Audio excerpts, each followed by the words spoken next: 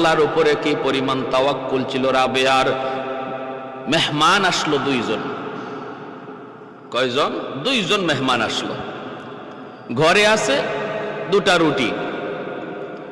রাবেয়া বসরি ভাবতেছেন এই দুই রুটি দিয়ে মেহমানের মেহমানদারি করা কোনোভাবেই সম্ভব না।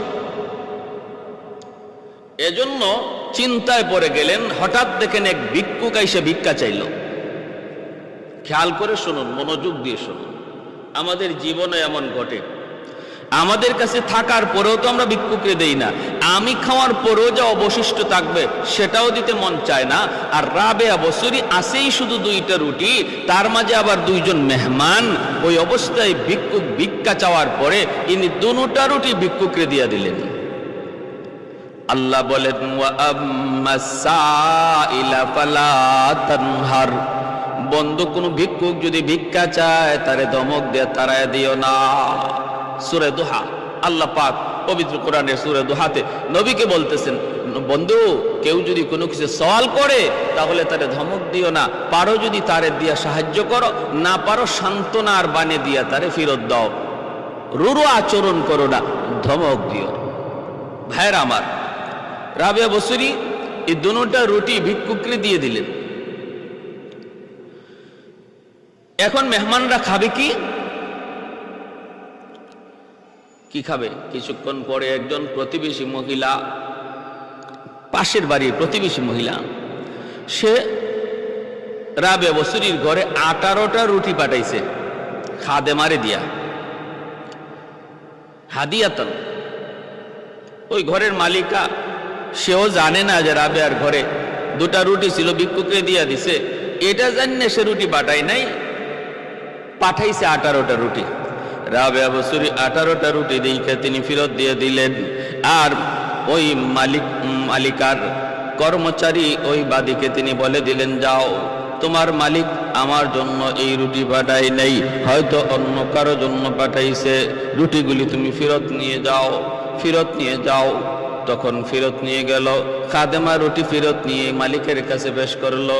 তার মালিকা 18টার বদলে 20টা রুটি তারে দিয়ে দিল, যাও 20টা রুটি লয়ে যাও। যখন 20টা রুটি নিয়ে আবার রাবেয়া বসরির ঘরে ঢুকলেন, রাবেয়া আবার রুটিগুলি গণলেন। গইনা দেখেন এখন আর 18 নাই, এখন হয়ে গেছে 20। সাথে সাথে রুটিগুলা তিনি গ্রহণ করলেন। মেহমানরা দেখলো আর বলতেছে, রাবেয়া ওগো আল্লাহর ওলিয়া, দিল 18টা, তখন তুমি গ্রহণ করো নাই, এখন তুমি গ্রহণ করেছো 20টা দেওয়ার পরে, কারণ কি? রাবেয়া বসরি কই, এটাই তো কারণ, এটাই কারণ, এটাই হিকমত।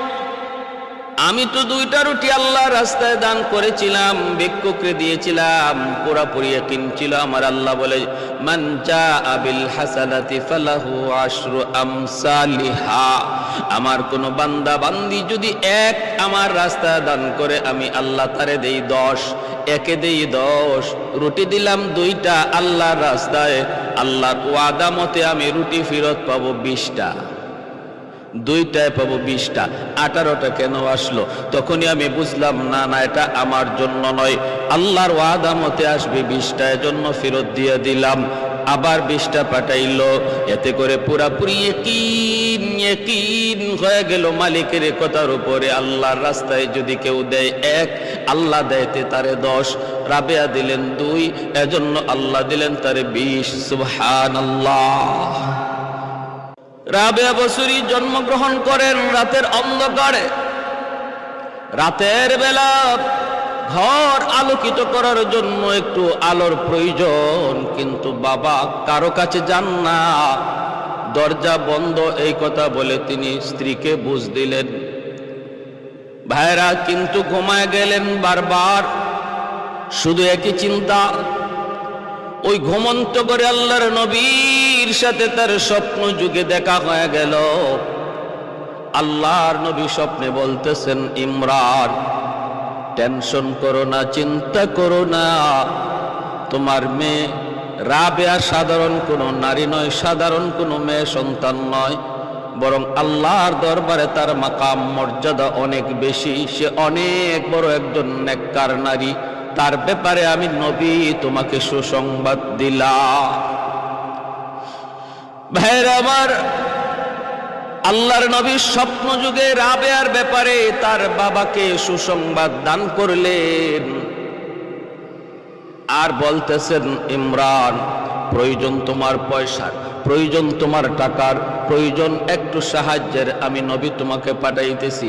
বসরার গভর্নরের কাছে যাও, যায় তুমি আমি নবীর পক্ষ থেকে পয়গাম শোনা দাও। বসরার গভর্নর প্রতিদিন সে 400 বার আমি নবীর শানে দুরূদ পাঠ করে, আমি নবী তার সেই দুরূদ পাই, কিন্তু গতকাল সে আমার শানে কোনো দুরূদ পড়ে নাই।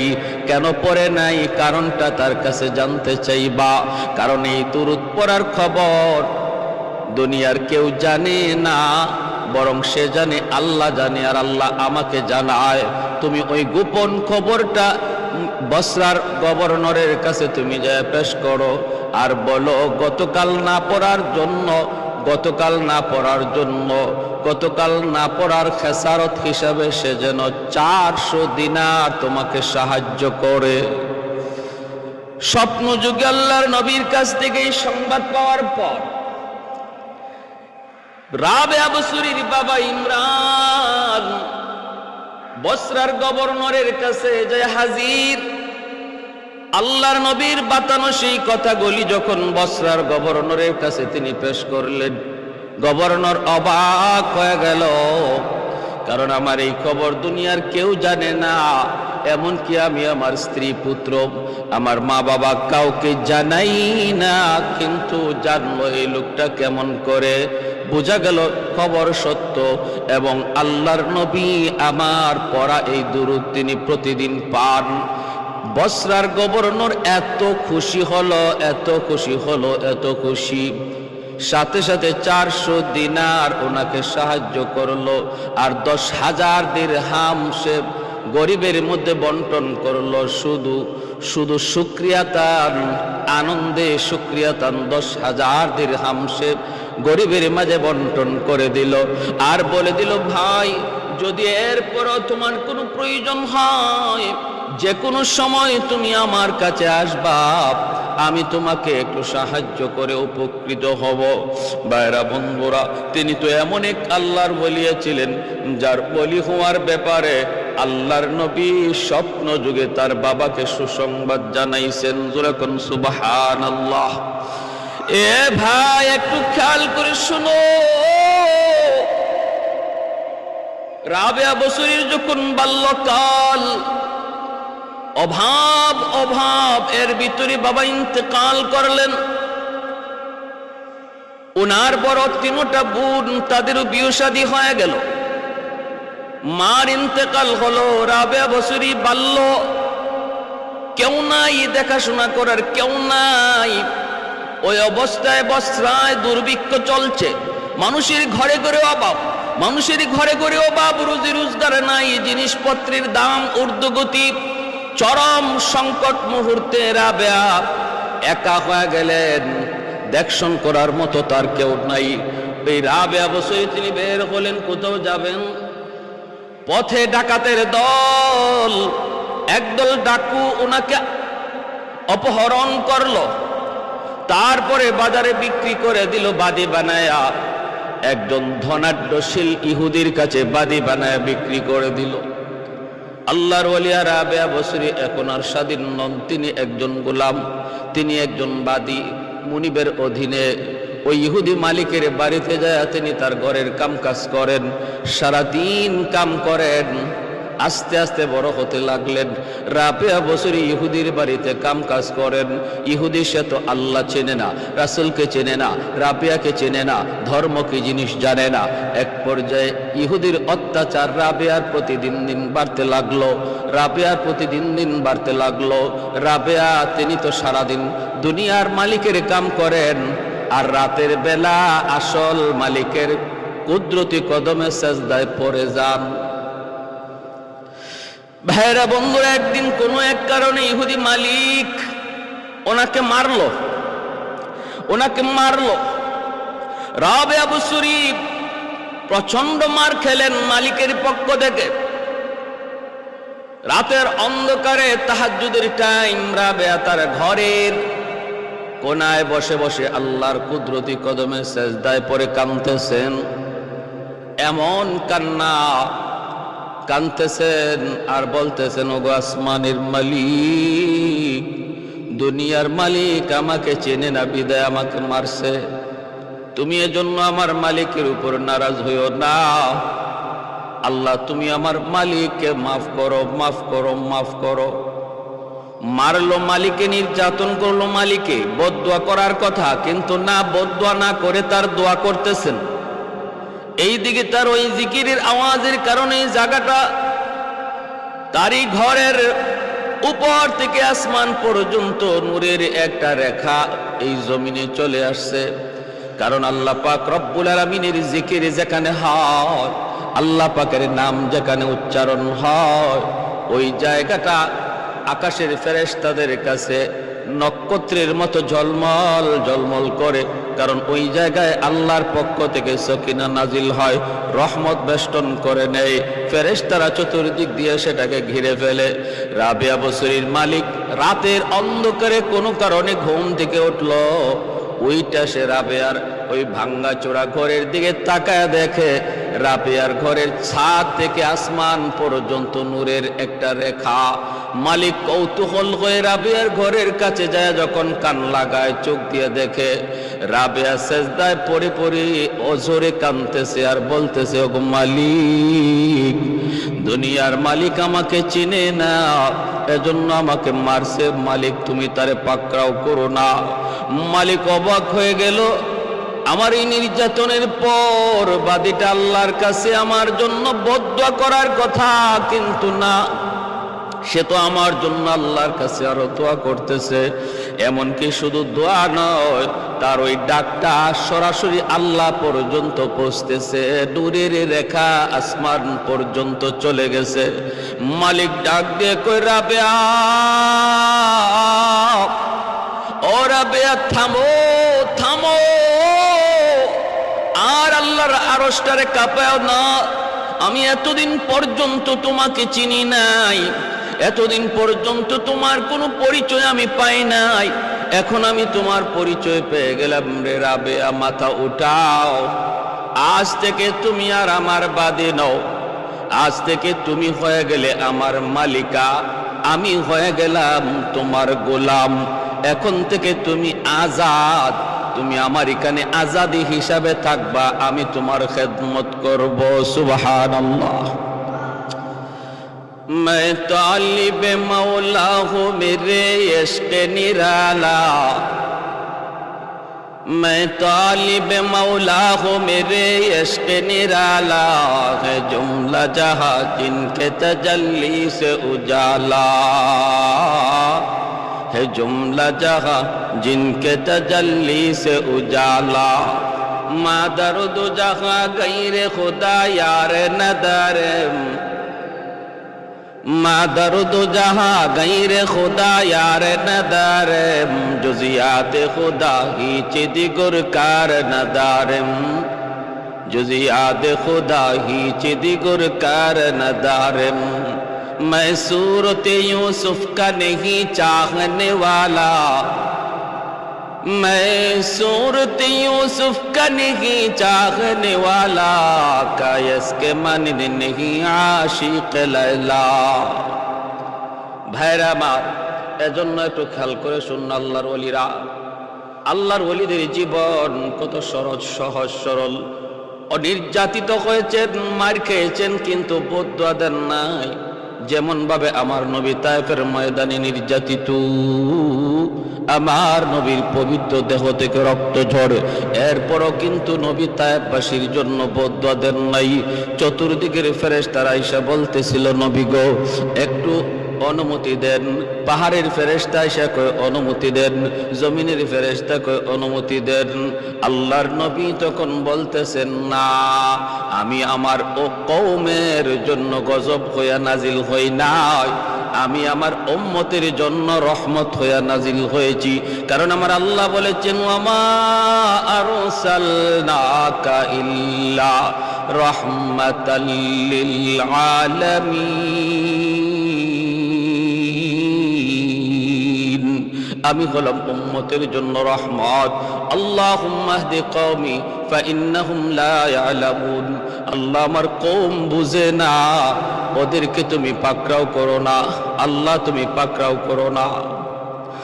হেদায়েত দাও, আমাকে চেনার সুযোগ দাও। মালিক তোমার পরিচয় তাদের অন্তরে দান করো, দান করো।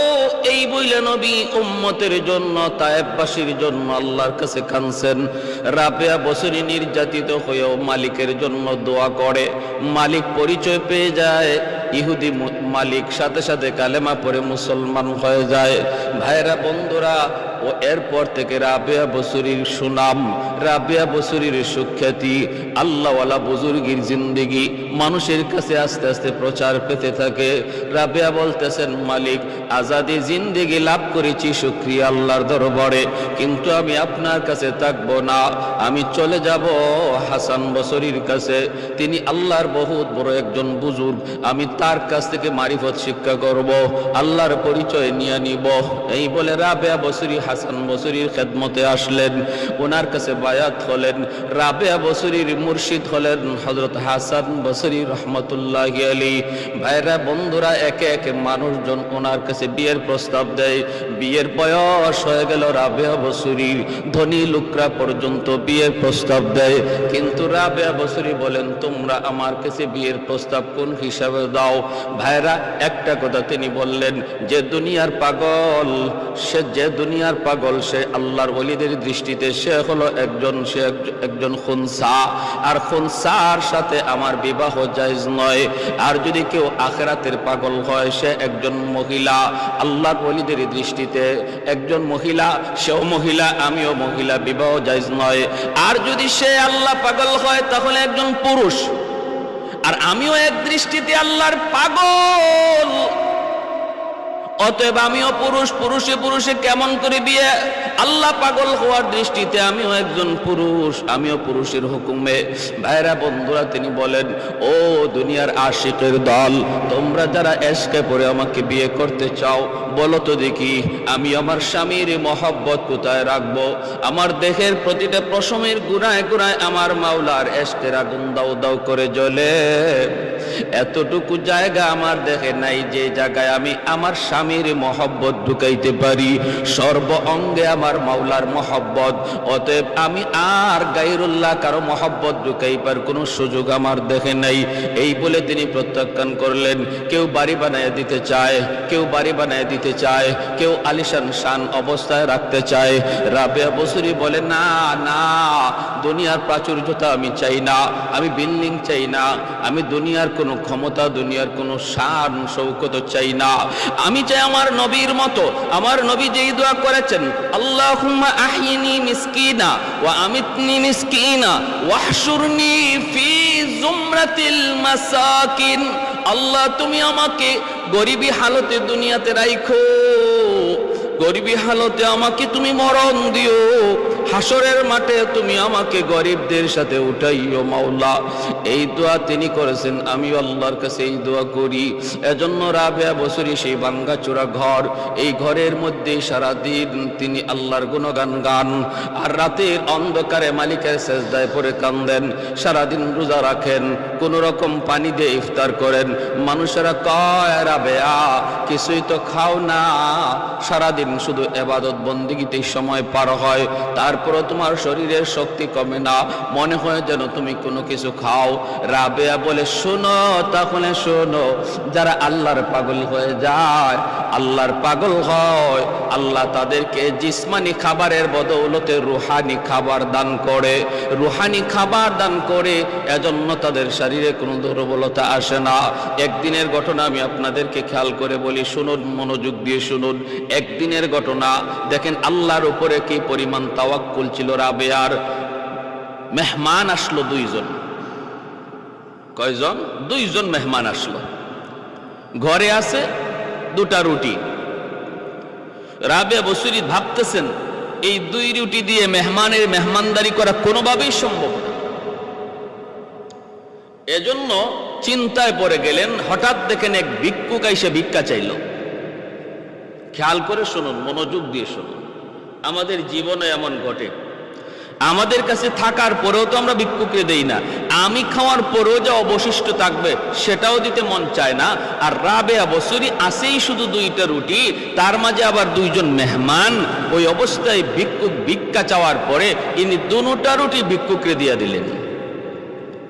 আল্লাহ বলেন ওয়া আম্মাস সাইলা ফালা তানহার, বন্ধু কোন ভিক্ষুক যদি ভিক্ষা চায় তারে ধমক দিয়ে তাড়ায় দিও না। সূরা দুহা, আল্লাহ পাক পবিত্র কোরআনের সূরা দুহাতে নবীকে বলতেছেন, বন্ধু কেউ যদি কোনো কিছু সওয়াল করে তাহলে তারে ধমক দিও না, পারো যদি তারে দিয়া সাহায্য করো, না পারো সান্ত্বনার বাণী দিয়া তারে ফেরত দাও, রুরু আচরণ করো না, ধমক দিও। ভাইরা আমার, রাবেয়া বসরি এই 2টা রুটি ভিক্ষুককে দিয়ে দিলেন। এখন মেহমানরা খাবে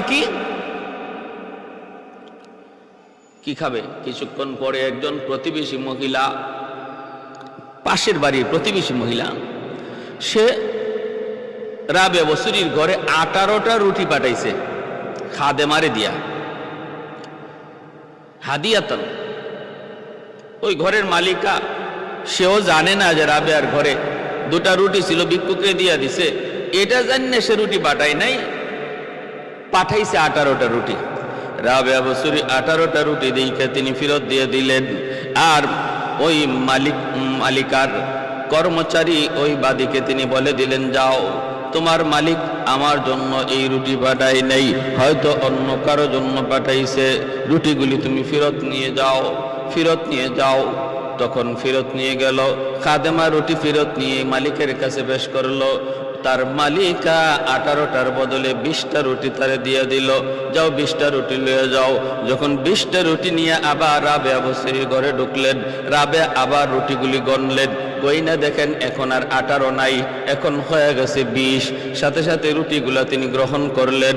মেহমানরা দেখলো আর বলতেছে, রাবেয়া ও আল্লাহর বলিয়া দিল 18টা, তখন তুমি গ্রহণ করো নাই, এখন তুমি গ্রহণ করেছো 20টা দেওয়ার পরে, কারণ কি? রাবেয়া বসরি কই, এটাই তো কারণ, এটাই কারণ, এটাই হিকমত। আমি তো 2টা রুটি আল্লাহর রাস্তায় দান করেছিলাম, ভিক্ষুককে দিয়েছিলাম, পুরাপুরি ইয়াকিন ছিল আমার। আল্লাহ বলে, মান জাআ বিল হাসানাতি ফালাহু আশরু আমসালিহা, আমার কোন বান্দা বান্দি যদি 1 আমার রাস্তায় দান করে, আমি আল্লাহ তারে দেই 10, একে দেই 10। রুটি দিলাম 2টা আল্লাহর রাস্তায়, আল্লাহর ওয়াদা মতে আমি রুটি ফেরত পাবো 20টা, 2টায় পাবো 20টা, 18টা কেন আসলো? তখনই আমি বুঝলাম, না না, এটা আমার জন্য নয়, আল্লাহর ওয়াদা মতে আসবে 20টা, এজন্য ফেরত দিয়ে দিলাম। আবার 20টা পাঠাইলো, এতে করে পুরাপুরি ইয়াকিন হয়ে গেল মালিকের কথার উপরে। আল্লাহর রাস্তায় যদি কেউ দেয় 1, আল্লাহ দেয়তে তারে 10, রাবেয়া দিলেন 2, এজন্য আল্লাহ দিলেন তারে 20। সুবহানাল্লাহ। जिंदगी में बंदगी तो करना है, जिंदगी में बंदगी तो करना है, जिंदगी बे बंदगी शर्मिंदा है, जिंदगी बे बंदगी तो शर्मिंदा है। आए थे हम कुछ न कुछ खरीदने को, आए थे हम कुछ न कुछ खरीदने को, जिससे हो रोशन मेरी दिलवार हो, और न तो कोई चारा जहां में है,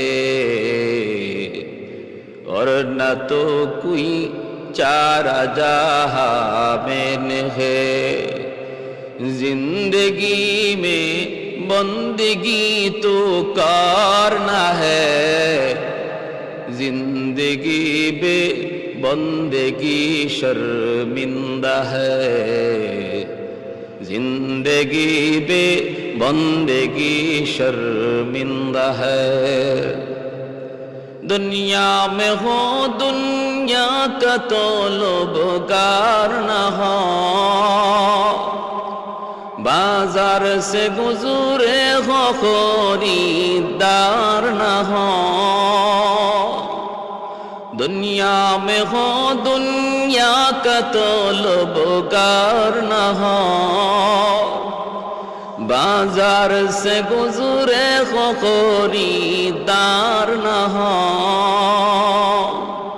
ए दुनिया तो मिसल कागज फूल है, ये दुनिया तो मिसल कागज फूल है। अल्लाहु আকবার। এ ভাইয়ের আমার একটু মনোযোগ খেয়াল করে শোনো রে যুবক। আল্লাহর নবী রহমতের নবী বলেন, মালিক উহুদ পাহাড় আমার পিছনে পিছনে ঘুরুক, আমি চাই না। আল্লাহ আমি চাই আমি যেন গরিবী হালতে দুনিয়াতে থাকি, গরিবী হালতে যেন মারা যাই, গরিবী হালতে যেন হাসরের মাঠে উঠি, গরিবদের সাথেই যেন উঠি। কারণ কি? কারণ কি? আল্লাহর ওলিদের জীবনও ছিল এমন। কারণ একজন গরিব ধনী মানুষের 500 বছর আগে জান্নাত পেয়ে যাবে। নবী বলেন একদিন দুই দিন নয়, ইন্নামাল ফুকারা ইয়াদখুলুনাল জান্নাতা ক্বাবলাল আগনিয়া বি500 সানা আও কামা ক্বালান নবী আলাইহিস সালাম। ভাইরা বন্ধুরা, এই কথা শোনা মাত্রই হযরত ওসমান গনি বলতেছেন, ওগো আল্লাহর নবী, আল্লাহ আমাকে দয়া করে সম্পদ দিয়েছে গো নবী, আমি তো চেষ্টা করে তদবির করে সম্পদ কামাই করি নাই, আল্লাহ আমাকে দয়া করে সম্পদ দিয়েছে। ইয়া রাসূল আল্লাহ, জানতে চাই আমিও কি তাহলে গরিবের 500 বছর পরে জান্নাতে যাব?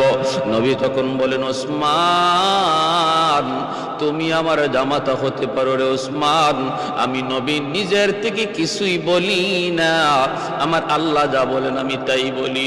অতএব শুনে রাখো ওসমান, মনোযোগ দিয়ে শোনো, তোমার সাহায্য পায়া পায়া যেই গরিব সাহাবীরা মদিনায় চলল, তারাও তোমার 500 বছর আগে জান্নাতে যাবে, তাদের 500 বছর পরে তোমাকে জান্নাতে যাওয়া লাগবে। যদিও তুমি আশারায়ে মুবাশশারার সদস্য, জান্নাতি সার্টিফিকেট প্রাপ্ত একজন সাহাবী, তবুও গরিবের পরে তোমাকে জান্নাতে যাইতে হবে। কারণ গরিবের তো দাম, যেই গরিব গরিবী হালতেও আল্লাহকে ডাকে, রাবেয়া বসরির মতো চরম পর্যায়ের গরিবী হালতেও আল্লাহকে বলে না, সর্বদা আল্লাহর প্রেমে বিভোর, অভাবের মধ্যে তাইকাও সে নামাজ ভুলে না, অভাবের মধ্যে পয়রাও পর্দার কথা ভুলে না, অভাবের ভিতরে তাইকেও হালাল হারাম কোনোদিন ছেড়ে দেয় না, হালাল পথে চলে, হারাম পথ থেকে বেঁচে চলে। এমন একজন গরিব কর্মচারী মসজিদের ভিতরে যদি নামাজে দাঁড়ায়, আর তার মালিকও যদি তার সাথে এক কাতারে নামাজে দাঁড়ায়, আল্লাহর নবী বলেন নামাজের পর দুজন হাত উঠায় মোনাজাতের জন্য। এইবার বলো তো দেখি কার মোনাজাত আল্লাহর কাছে আগে কবুল হয়? আল্লাহর নবী বলেন, জানোনি গরিবের দোয়া কবুল হবে? শুধু তাই নয়, ধনী মানুষটা যদি তার দোয়ার সাথে 10,000 দিরহাম 10,000 দিরহাম যদি আল্লাহর পথে দানও করে, তবুও গরিবের খালি হাতের দোয়া আল্লাহর কাছে আগে কবুল হয়ে যায়। সুবহানাল্লাহ। 10,000 দিরহাম যদি দানও করে, তবু আল্লাহর কাছে গরিবের খালি হাতের দোয়া আগে কবুল হয়ে যায়। কেন? কারণ আল্লাহ পাক রব্বুল আলামিন মুনসিফ, আল্লাহ পাকের ইনসাফ আছে। আল্লাহ দুনিয়াতে তারে ধন দিয়েছেন কম, দৌলত দিয়েছেন কম, ধনী মানুষটার মতো সে আরাম করতে পারে না, ধনী মানুষটার মতো সে মন চাহাত মতো খাইতে পারে না। আল্লাহ পাক রব্বুল আলামিন এজন্য তার আখিরাতের লাইনে ধনীর আগে বাড়ায়া দিলেন। আল্লাহ বলেন, গরিব তুমি সবর করো, তুমি ধনীর প্রাচুর্যতা দেখা, আরামায়েশ দেখা তুমি এতটা নিজের মধ্যে তার এই আরামায়েশ দেখা মনে কষ্ট পেও না। সে দুনিয়ার সামান্য হায়াতের জীবন, 60-70 বছরের হায়াতের জীবন তোমার চেয়ে আগায় ছিল আরামের দিক দিয়া, আর আমি আল্লাহ তোমাকে আখিরাতের লাইনে ওই ধনীর চেয়ে 500 বছর আগে আগায় দিব আরামের লাইনে, কারণ সে তোমার 500 বছর পরে জান্নাত পাবে। সুবহানাল্লাহ। ভাইরা বন্ধুরা, একটু মনোযোগ দিয়ে শুনুন। মনোযোগ আছে তো ইনশাআল্লাহ? একটু মনোযোগ দিয়ে শুনুন, খেয়াল করে শুনুন। এক পর্যায়ে উসমান গনিকে আল্লাহর নবী বলেন, উসমান যদি তোমার বুঝে না ধরে, তুমি যদি একটু বুঝতে চাও তাহলে পরীক্ষা করে দেখো কেন গরিব ধনীর আগে জান্নাতে যাবে। তুমি বুঝি বুঝতে চাও? উসমান গনি কয়, নবী গো আমি বুঝতে চাই, আমি একটু বুঝতে চাই। আল্লাহর নবী বলেন, উসমান তাহলে মসজিদে নববীর ভিতরে আমার সমস্ত সাহাবায়ে কেরামের সামনে তুমি আগে বলো আজ সারাদিন তুমি কি খাইছো।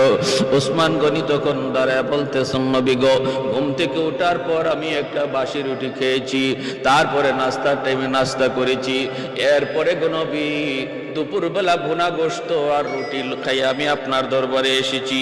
আল্লাহর নবী এইবার বলতেছেন, উসমান রে তুমি এবার বসো, কিন্তু মনে রাখো একদিনের খানার হিসাব চাইলাম। তিনটা কথা তোমার বলা লাগছে। কয়টা কথা? তিনটা। এক নাম্বার হলো ঘুম থেকে উঠে বাসি রুটি দিয়ে একটু হালকা নাস্তা, নাস্তার টাইমে আমি নাস্তা করেছি, ঠিক না? তারপরে বলেছেন দুপুর টাইমে ভুনা গোশত খেয়েছি। হ্যাঁ, নবী বলেন, উসমান তিন কথা বলছো, একদিনের হিসাব চাইলাম, তিন কথা বলতে সময় লাগছে বেশি, এবার বসো। আমার গরিব সাহাবীদের ভিতরে আব্দুল্লাহ ইবনে মাসউদ, তুমি কোথায়? একটু দাঁড়াও। মসজিদ নববীর কোনায় গরিব সাহাবী আব্দুল্লাহ ইবনে মাসউদ তিনি দাঁড়ায় গেলেন। আল্লাহ নবী এবার বলতেছেন, আব্দুল্লাহ তুমি একটু বলো তো দেখি আজ সারাদিন তুমি কি খাইছো রে আব্দুল্লাহ? আব্দুল্লাহ ইবনে মাসউদ কিছুই বলতে চান না, চোখ দিয়ে দর দর করে পানি পড়ে। সাহাবায়ে কেরাম তারাও কাঁদেন, আল্লাহর নবীও তিনি কাঁদতেছেন। নবী বলেন, আব্দুল্লাহ বলো বলো বলো, কি খাইছো সারাদিন, কি খাইছো একটু বলো। আব্দুল্লাহ ইবনে মাসউদ তখন চোখের পানিটা মুছেন আর বলেন, নবী খোদার কসম আপনি যদি আমারে না জিগাইতেন আমি কারো কাছে বলতাম না গো নবী। আজ সারাদিন হয়ে যায় একটা খেজুরের দানাও আমার পেটে জুটে নাই, একটা খেজুরের দানাও জুটে নাই। আল্লাহর নবী কানের এত বড় জলিলুল কদর সাহাবী আব্দুল্লাহ ইবনে মাসউদ, সারাদিনের ভিতরে একটা খেজুরের দানাও জুটে নাই, কিছুই খান নাই। নবী এবার বলেন, আব্দুল্লাহ তুমি বসো।